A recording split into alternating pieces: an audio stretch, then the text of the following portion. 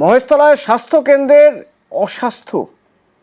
স্বাস্থ্যকেন্দ্র, যেখানে সন্ধে নামলেই দেদার মদ জুয়ার আসর বসে। কৃষ্ণনগর মণ্ডলপাড়া।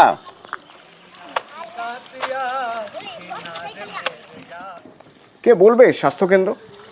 দেখুন একবার, এই স্বাস্থ্যকেন্দ্রে যেতে গেলে জমা জলের উপর দিয়েই যেতে হবে। কিন্তু যখন স্থানীয়রা, স্বাস্থ্যকর্মীরা বলছেন যে নজরদারির অভাব, প্রশাসন কিছু করছে না, প্রশাসন আবার উল্টে, কাউন্সিলর উল্টে দোষারোপ করছেন স্থানীয় বাসিন্দাদের।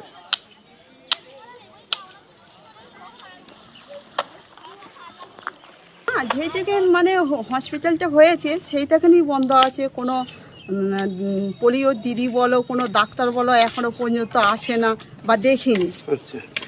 হ্যাঁ, অনেক দূরে হসপিটাল যেতেই, যেই থেকে মানে হসপিটালটা হয়েছে সেই থেকেই বন্ধ আছে। কোনো পোলিও দিদি বলো, কোনো ডাক্তার।